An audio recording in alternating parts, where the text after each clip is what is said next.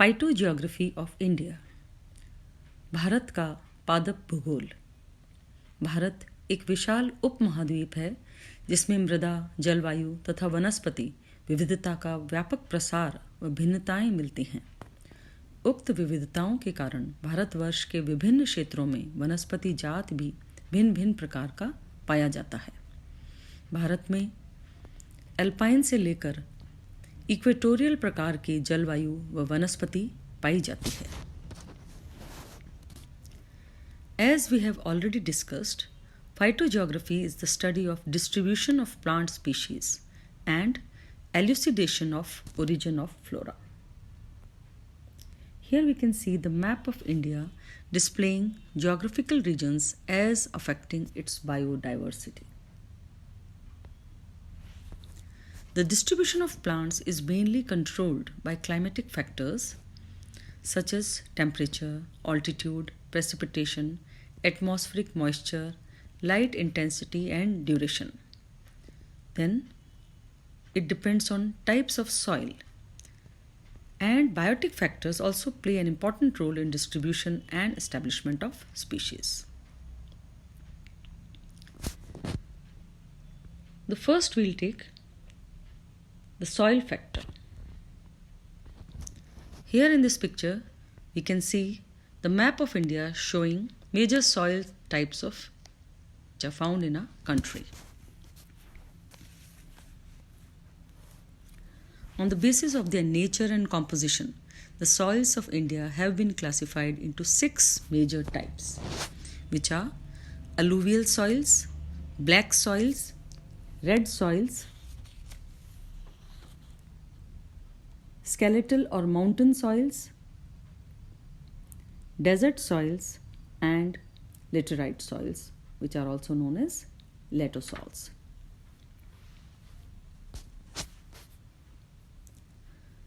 Alluvial soils.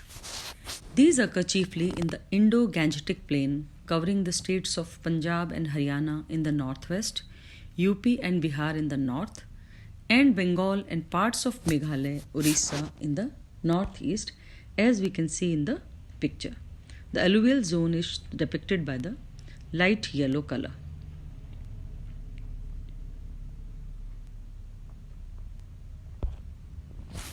Besides plains, this soil also occurs in the east coast deltas and terrace, deltaic and lagoon alluvium of peninsular India.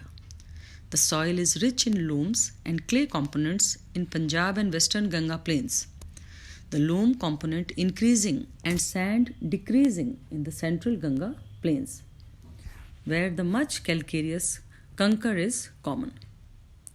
The soil is generally alkaline or neutral in reaction.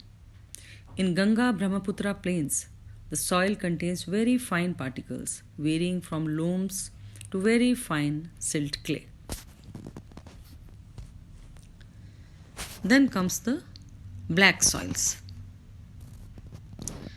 This type of soil is common in Deccan traps including Maharashtra, Mysore and MP, though also present in Krishna-Tungabhadra basin of Tamil Nadu.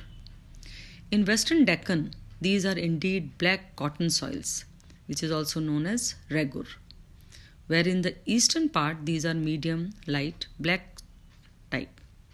Soils of Vindhya and adjacent hills are also called brown soils. Black soils are predominantly clay with patches of clay loams, and sand loams.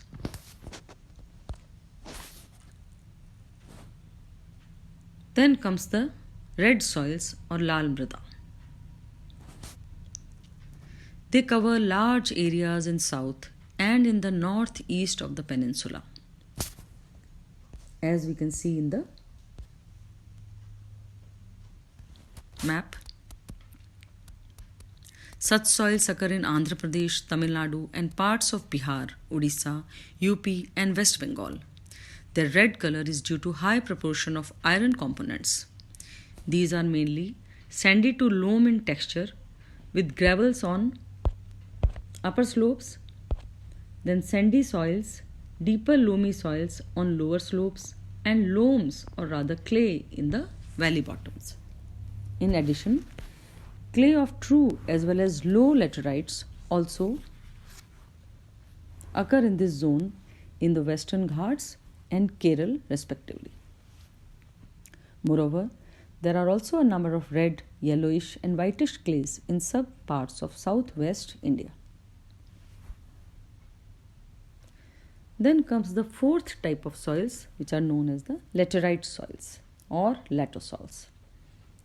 These are present in the Western Ghats, the northern half of the Eastern Ghats, eastern margins of Chota Nagpur Plateau, Meghalaya, few patches around Kathiawad, and in the center of the peninsular north of Bangalore and west of Hyderabad,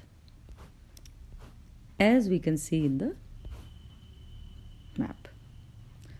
The laterite soils are depicted by dark pink color.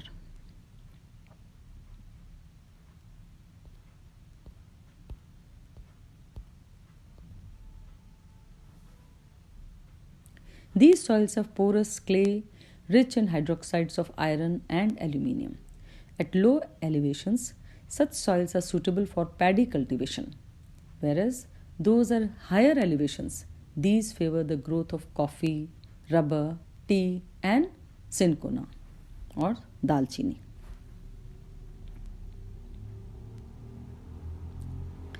Then the fifth type of soils are the mountain soils, or which are also known as skeletal soils.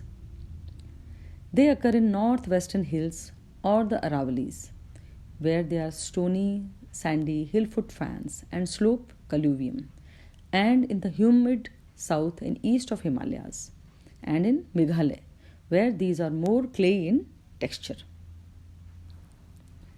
Tea is grown in those areas which receive sufficient rainfall.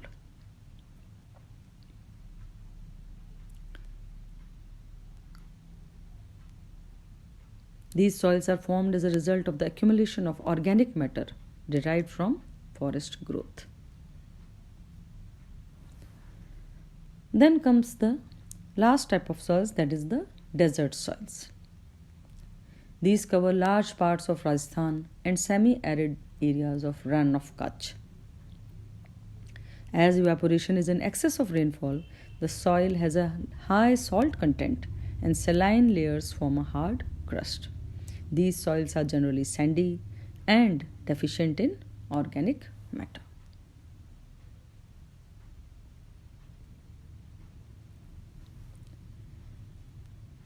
Then we shall discuss the climate of India.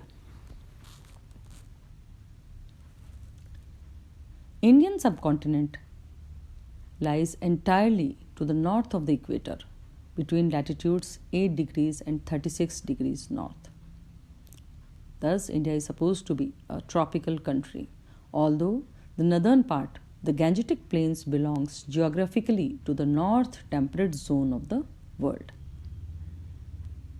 The climate of the country is chiefly influenced by the physiography of several hills and ranges, as Himalayan ranges, mountain ranges of Meghalaya and Arunachal, and the Western Ghats, together with the Nilgiris and other hills in the south. The climate of India is of monsoon type. According to the meteorological department, there are 4 seasons in the country.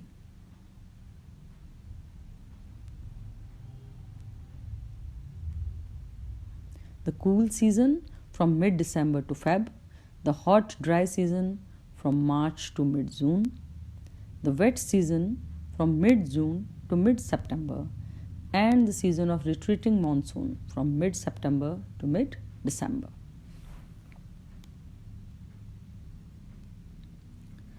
The climatic regions of India can be divided into 4 major climatic regions.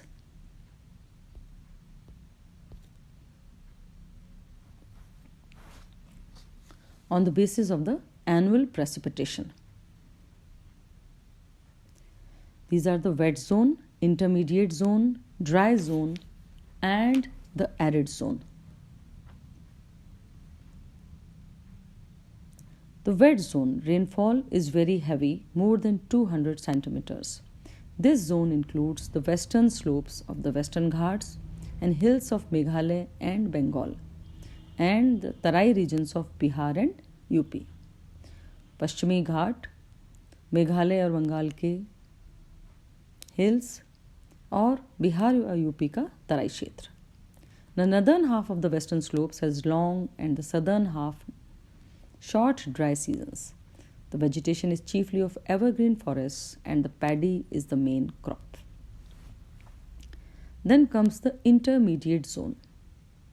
Here the rainfall is heavy, between 100 to 200 centimeters. This zone includes parts of West Bengal, Bihar, Odisha, eastern MP, foothills of Himalayas, northern UP, Himachal Pradesh, Jammu, northeast Andhra, eastern slopes of Western Ghats, and east Tamil Nadu. Here, the chief vegetation are deciduous forests, where most of the trees shed their leaves during hot weather.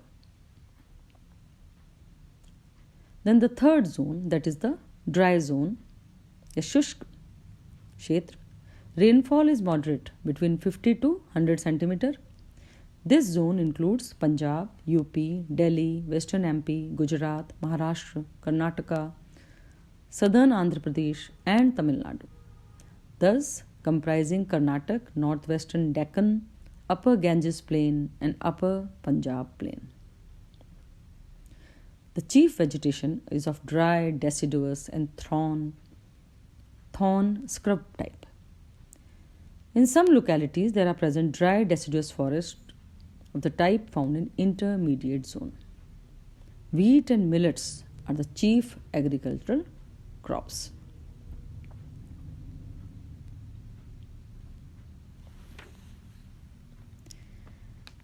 Then the last zone, that is the arid zone, where the annual rainfall is very low, less than 50 centimeters.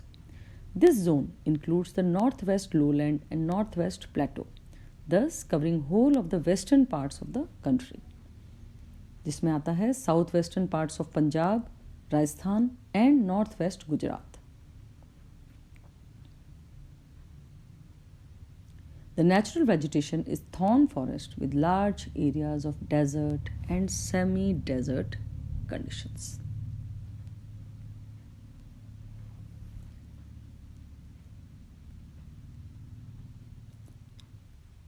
With this, we come to the end of the soil and climate of India.